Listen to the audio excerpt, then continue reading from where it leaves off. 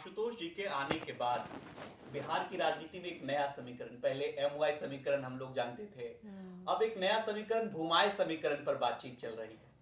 तो क्या लगता है, ये तेजस्वी के साथ आपकी बॉन्डिंग है या तेजस्वी जो है खुद को बदल रहे हैं?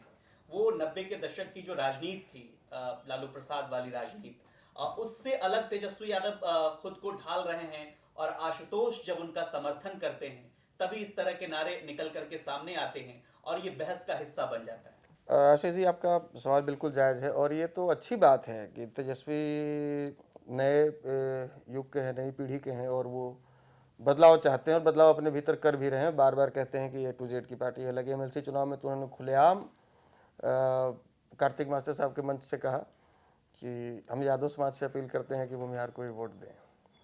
और एक जो सांप्रदायिक ताकत कह सकते हैं, जिन्होंने आप गूगल पे सर्च करेंगे कि बिहार में यादव का दुश्मन कौन, आप इतना सर्च कीजिए, वहाँ भूमिहार दिखाएगा। और ये लिखेंगे भूमिहार का दुश्मन कौन, तो यादव दिखाएगा।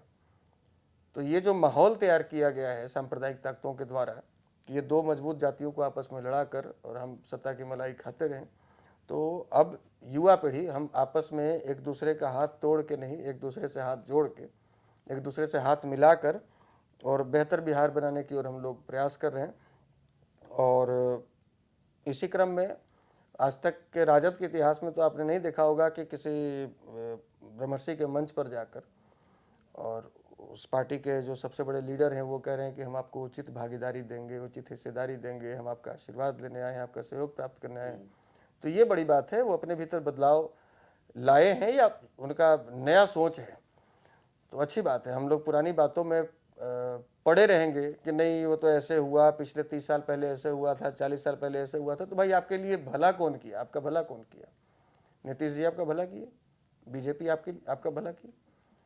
तो जब युवा पीढ़ी जो अपने आप को बदलने के लिए तैयार है, समाज को जगह जगह घूम कर लोग संदेश दे रहा है कि नहीं अपने भीतर बदलाव लाइए, पुरानी रंजिशों को, दुश्मनी को भुलाइए और नया बिहार बनाइए, तो हम लोग को लगता है कि कदम से कदम मिलाकर चलना चाहिए साहब।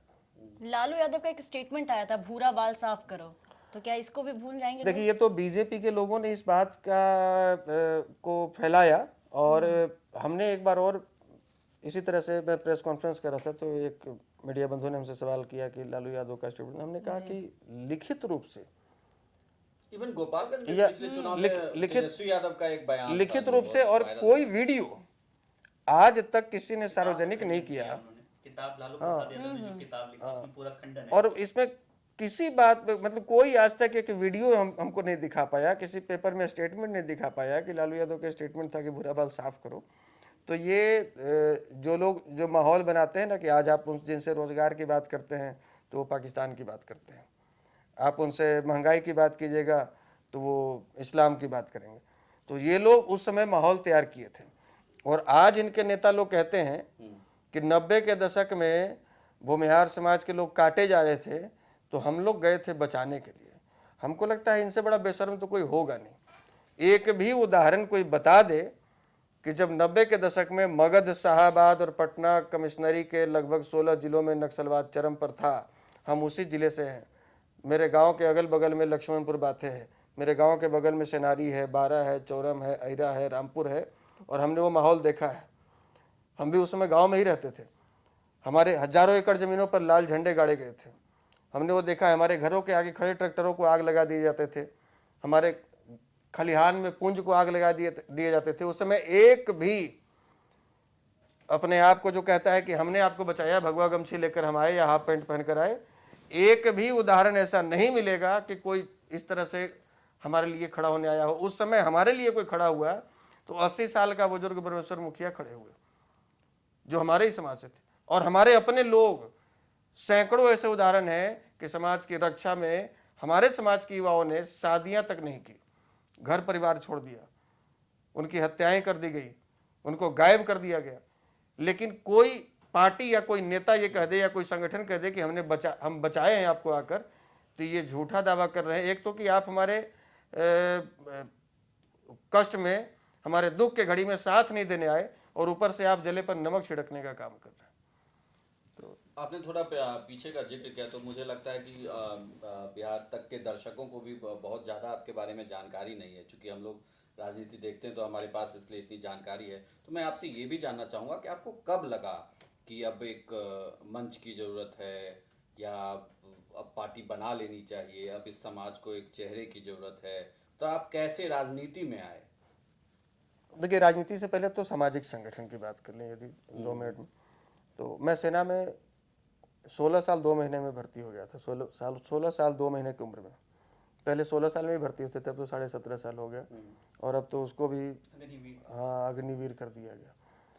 तो 16 साल 2 महीने की उम्र में भर्ती हुआ, 1 साल ट्रेनिंग की नासिक में, और संयोग से पहली पोस्टिंग मेरी जम्मू कश्मीर में हुई, और 8 साढ़े 8 साल हमने पूरी सेवा दी, और जिसमें लगभग 6 साल मुझे जम्मू कश्मीर में ही रहने का मौका मिला, कुपवाड़ा, बारामूला, पुंछ, राजौरी। मुझे लगा कि जो स्थिति जो यहाँ बन रही थी, जो स्थितियाँ बन रही थी यहाँ पर, जो एक समाज विशेष के प्रति जो नफरत फैलाया जा रहा था राजनेताओं की तरफ से, जाति पूछ कर लोगों की हत्याएं हो रही थी, ऐसे दौर में हमने देखा कि तमाम जातियों का अपना अपना संगठन है। ब्रह्मेश्वर मुखिया जी की भी हत्या हो गई थी। हमने देखा कि तमाम जातियों का अपना संगठन है। राजपूत समाज के लोग करणी सेना और राजपूताना महासभा संगठन चलाते हैं, ब्राह्मण महासभा है, कायस्थ महासभा है, और भी कुशवाहा, कोयरी, कुर्मी, दलित सेना, बहुत सभी जातियों का संगठन बना हुआ है। लेकिन ये जाति अभी सुषुप्त अवस्था में पड़ा हुआ है। इसको भी जागने की आवश्यकता है और खुद को संगठित करने की आवश्यकता है।